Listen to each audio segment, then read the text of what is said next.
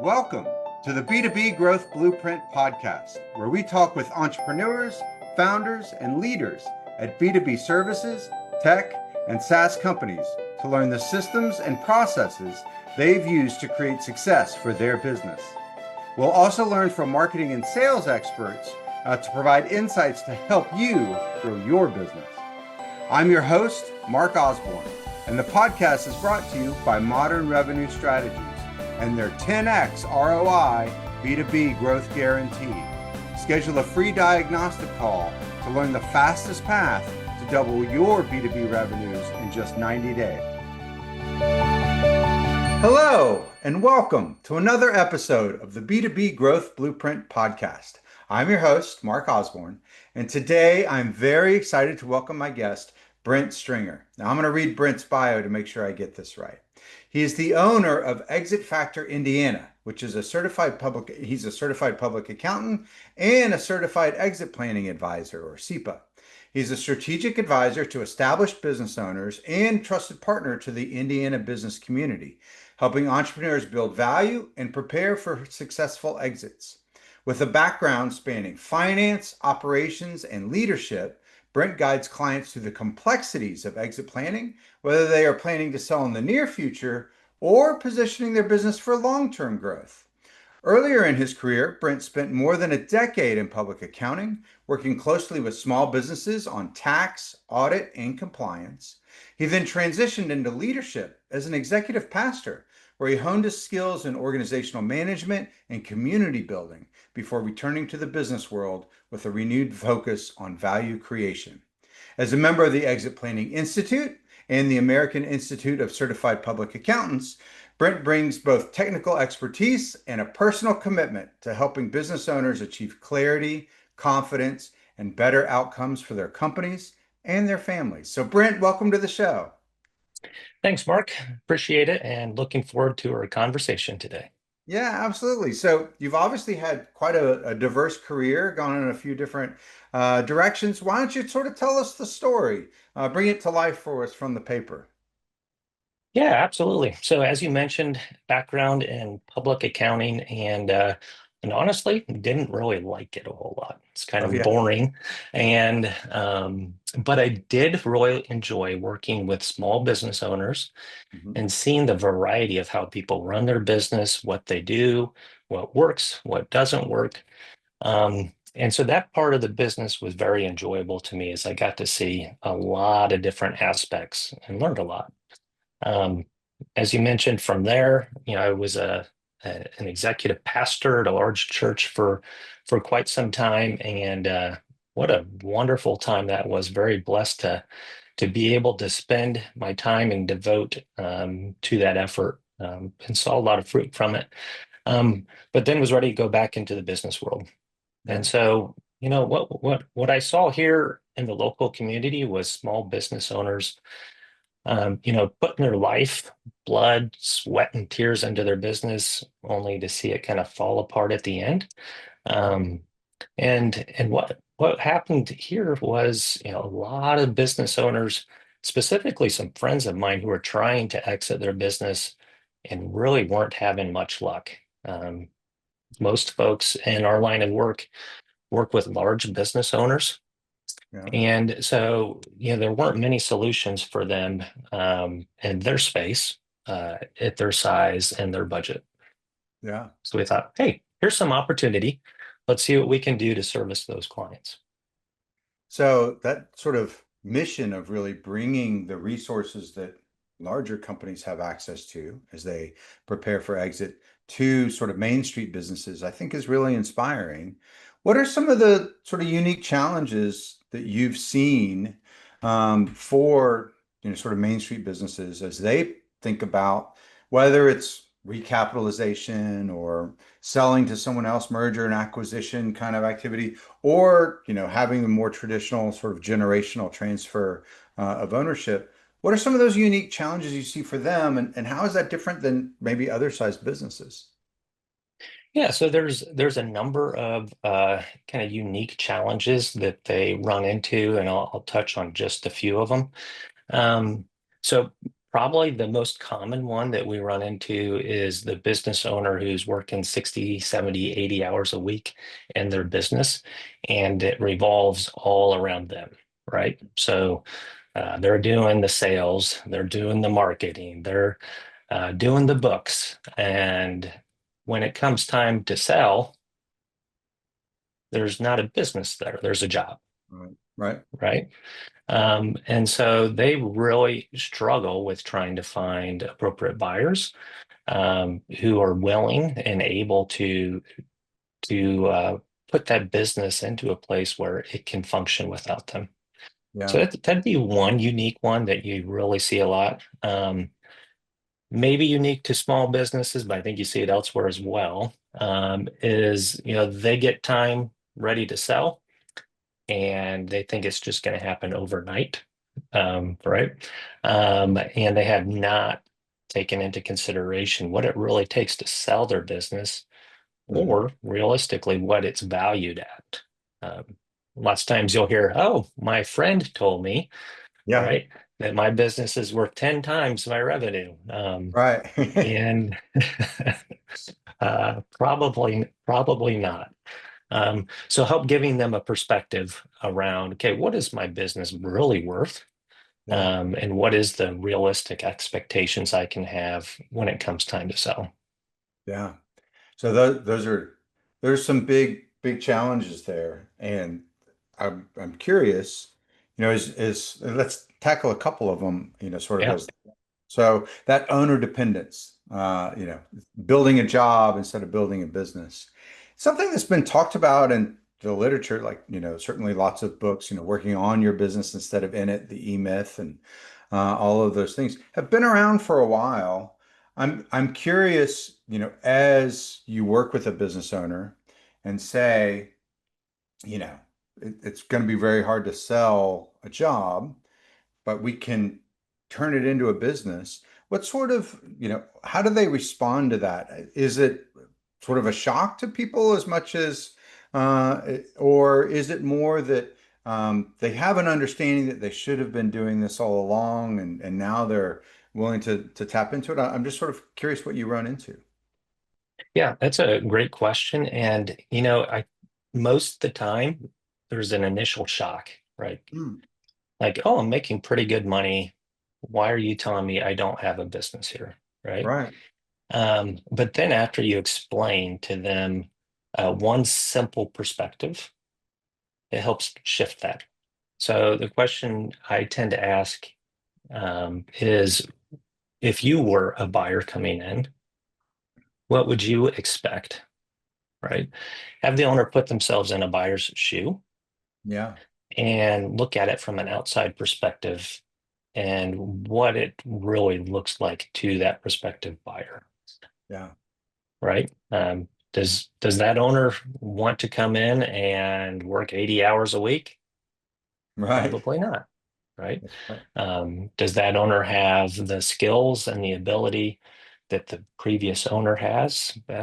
Probably not, right? There's going to be a learning curve. And so helping them get perspective on what it looks like from the other side of the transaction.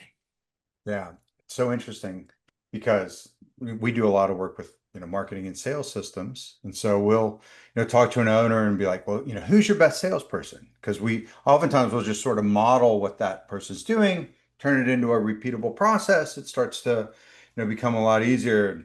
Very often the owner will be like, oh, they all suck. No one can sell it but me. And they're very proud of it. Like that's something that they want to brag about because they think that that's a good thing. And we start to explain to them, well, then that means you'll have to be the salesperson for the new owner. Do you really want to do that? And usually they're like, no, I want to be on a beach or on a golf course somewhere. So that sort of understanding of, well, if it's really dependent on me, then it's not as much of a business as it is a job. Yeah, exactly. That perspective change really can give them a different look, right? At what it takes and um, eventually what that buyer is going to be looking for. You also talked about some oftentimes limited perceptions on the timeline that they should have in mind. So, Talk to us about what a reasonable timeline, or when you see people really have successful exits, what kind of timeline are those folks working on, and how does that typically sort of run across that time frame? Yeah. So, I think the perspective that most buyers have, the closest thing they have seen is when they sell their house, right? Okay. They put a sign out in the yard. Depending on the market, somebody drives along and, oh, that house is for sale. Oh, I'm going to buy it and we'll be done in 30 to 60 days, right? Right. Um, and business sales is going to be very different approach, very different. Uh, Steps that you have to take to get it done. And so, tell folks, hey, the average is somewhere around 10 months, right? Um, and we might be lucky, get it done a little bit faster. Yeah. It also will likely take a little bit more time than that, depending upon uh, all the different circumstances involved, right? Yeah. Which can have a really big impact on how quickly it can sell. That's one of the things we do at Exit Factors, help prepare those businesses so that when it comes time and they want to pull the trigger to sell, it sells a little bit faster, right? Yeah. So we might be able to bring that down from 10 months to 8 months. Um, and that's a quick transaction in regards to a business sale. Well, I was actually a little bit surprised to hear you say that because, I think, the Exit Planning Institute and you and I are both SEPAs and part of that organization. I think they say that the average length of time is like 3 to 5 to have a really successful exit. And so, but I think that incorporates things like, having a few years of well-documented books, which makes it a lot easier for a buyer to do their diligence on, versus if you kind of got to get it ready for sale, you can get it done in sort of 8 to 12 months. So yeah, I've heard much longer than that. So that seems like a really fast timeline actually. Yeah. Yeah. Yeah. It can vary widely, that's for sure. Yeah. Are you seeing any, here we are, heading into fall of 2025. There's been a lot of sort of volatility, is probably a good word for it in the marketplace over this year, and certainly not a big expectation of that calming down anytime soon. Are you seeing any interesting trends in the landscape of related to business buying, selling, or what are you seeing with the folks that you work with? Yeah. So one of the biggest trends that we are seeing from an exit planning standpoint is um, the younger business owners are more open to exit planning and willing to do that earlier than your older business owners. Um, that can be attributed to several different factors, but one of them is that younger business owners many times aren't looking at their business as a long-term career. Right. We'll see turnover, right? Where they might want to, work in a business for a little while, sell it, do something different, and increase value through business acquisition and sales. That's So right. that's one of the largest, probably most impactful trends that the exit planning space is seeing currently. Well, and also I think it's probably true that, there's been a lot of writing and sort of thought leadership around the idea that running a business as if it's ready to sell is actually just a good way to run a business for lots of different reasons. And to pick a few of them, like, and one of the things that we see a lot is owner dependence. Being dependent on the owner. It's one of the biggest obstacles to selling a business, like you and I talked about before. It's also the biggest obstacle to going on vacation if you're the business owner. And so if you can remove some of that owner dependence, it's more fun. You get to enjoy life more, all of those things. Likewise, and this is a place where we spend a lot of time, sort of customer concentration. Like if you're highly dependent on just a few customers, well, that's a big obstacle to selling a business because a buyer is like, well, what if that customer leaves? The same thing is true, I see oftentimes with, business owners that we work with, that's what keeps them up at night. is, well, I'm so dependent on this one customer. I got to keep them happy. Or how do I bring in more customers so that I'm not so dependent on like, and so if you can improve that, sort of customer dependence, that also reduces the stress that you experience in the process of running the business. So, so many things. And I'm Yeah. curious if you've observed this. You also hear the stories of, well, I was just running my business, and I got a phone call from someone who, wanted to buy it, and I didn't know how to respond, and so I either sold it and was kind of convinced that I probably didn't get the most for it, or I passed, and now I don't know if I'll ever get another offer again. Are you seeing much of that? There's a lot of talk in the marketplace about, private equity gobbling up businesses, and got to be ready when that call comes. Do you see that much in your marketplace? Yeah, for sure. And again, it's putting things in perspective for the business owner. Right. And as you mentioned, exit plan's just good business, right? Yeah. So trying to show them the benefits of running their business so they can always be ready to exit tomorrow. Yeah. Um, and part of that exit and part of being ready is knowing what your business is worth. And so, those phone calls come along, and if they have no idea what those businesses are worth, um, a bad offer might be accepted, or they might pass on a once in a lifetime good offer that comes along because they're not well informed.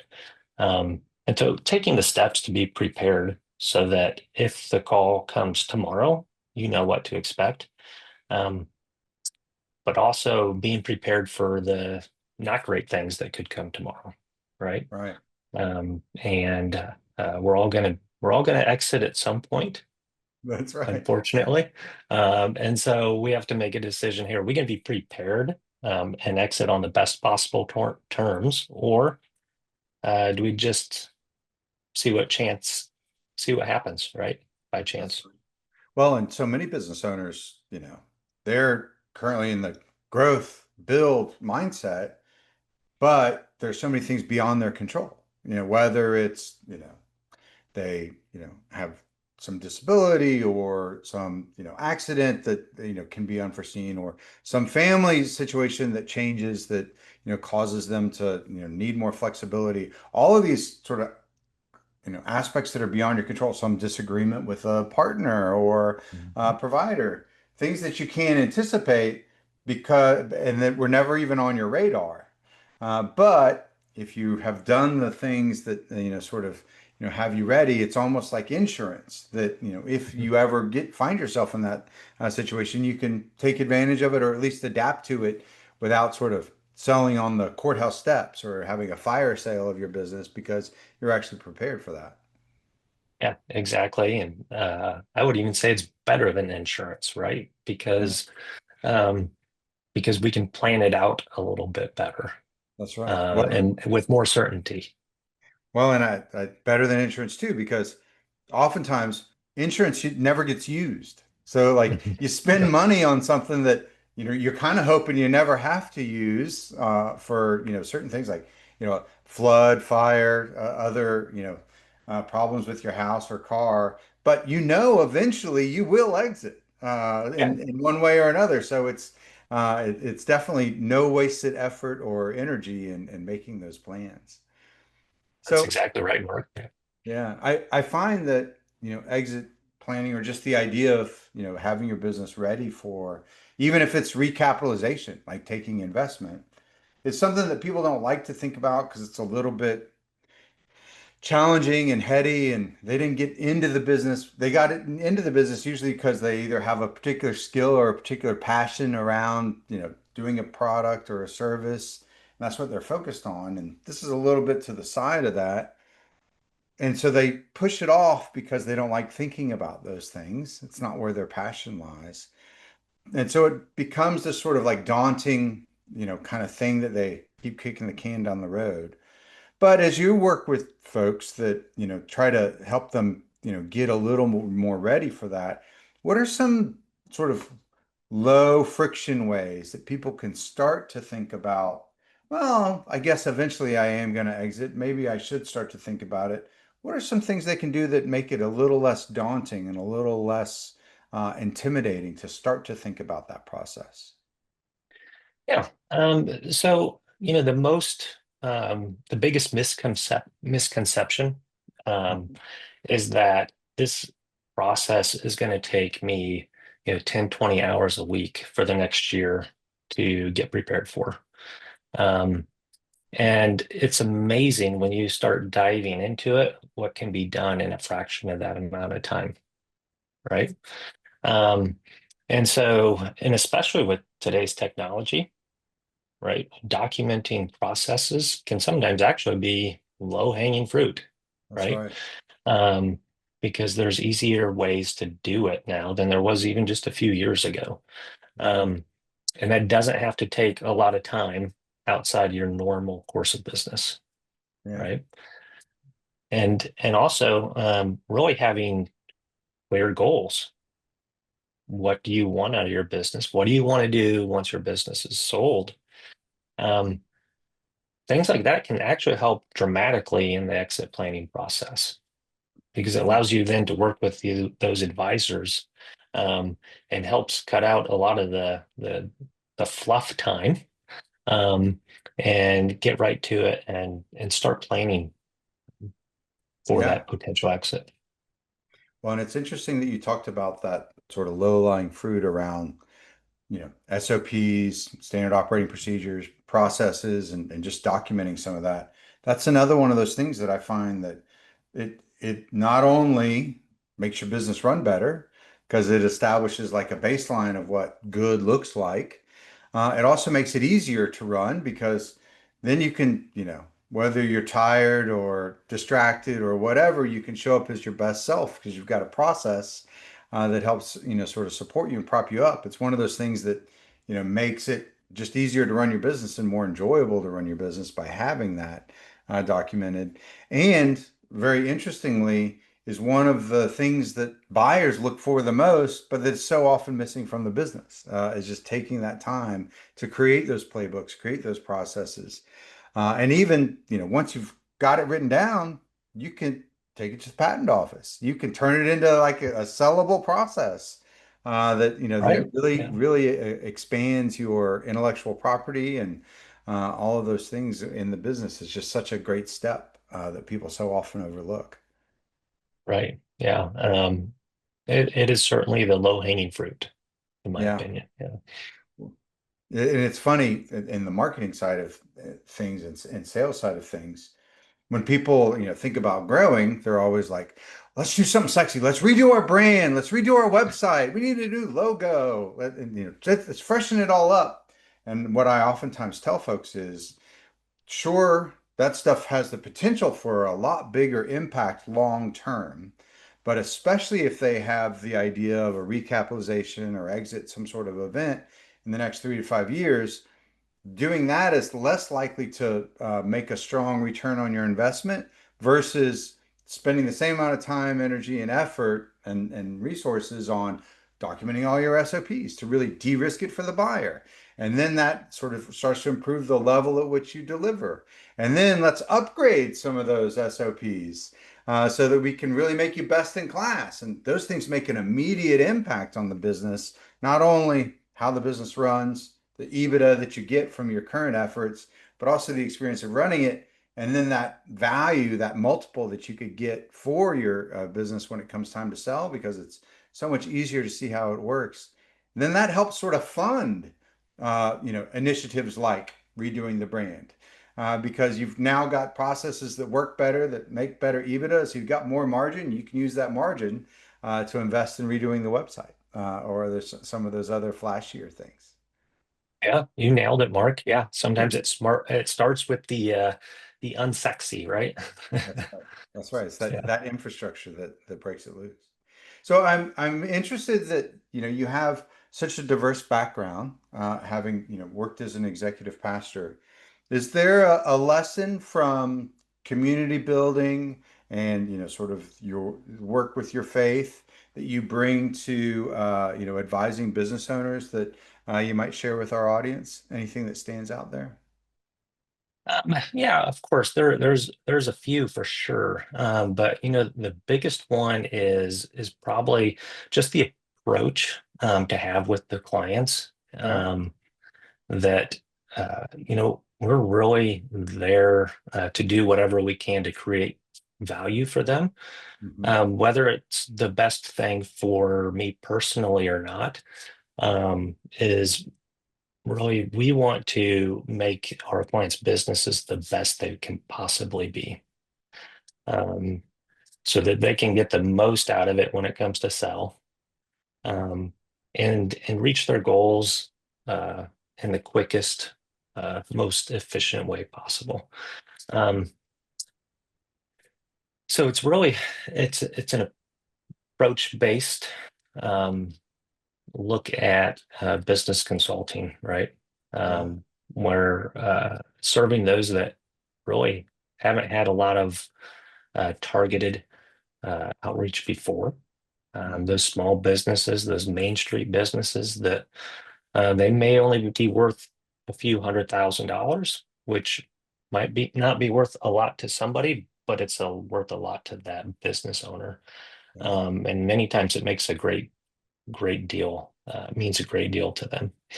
And so being able to help them, to serve them, um, and to walk alongside them in that process is very rewarding. I bet. Yeah. So you're obviously an expert in a lot of really interesting topics that we could spend all day on, but I got to be mindful of your time. But before I let you go, you've alluded that, you specialize in working with a very unique sort of niche in the marketplace. Tell us a little bit about who you work with, who you serve, and the types of results they get from working with you. Yeah, absolutely. So the name of my business is called Exit Factor of Indiana. Uh-huh. So we are actually a franchised group, part of a rapidly growing national brand that is affiliated with Transworld Business Advisors, who is a business brokerage who's been around for 40 some years. And so what has happened through Transworld is they have found that, these smaller businesses specifically are not well equipped when it comes time to being sold and to transfer. And so Exit Factor comes alongside, and we help those businesses in a way that's cost efficient, that's a proven methodology to enhance their value, to sell faster and for more than they previously could. That's fantastic. And what's the best way for folks that have been listening and are like, that sounds like me. I feel like I could use some of Brent's expertise. What's the best way for them to get in touch with you? Yeah, so I can be reached via email at brent.stringer@exitfactor.com, or they can visit my website at exitfactor.com/Indiana. And then we also have local offices throughout the nation. If they want to work with somebody locally at Exit Factor, they can search our offices available through the website. Well, that's fantastic. Well, Brent, thank you so much for taking the time to join us today. I really enjoyed our conversation, and I'm sure our audience got a lot out of it as well. Thanks, Mark. I enjoyed it as well. And good luck to you and your podcast. I've really enjoyed listening. Thanks so much. Talk to you soon. All right. Take care. Thank you for joining this episode of the B2B Growth Blueprint podcast. We hope you've gained insights to grow your business. If you enjoyed this discussion, please rate, comment, like on your favorite platform, and share to others who will find it useful.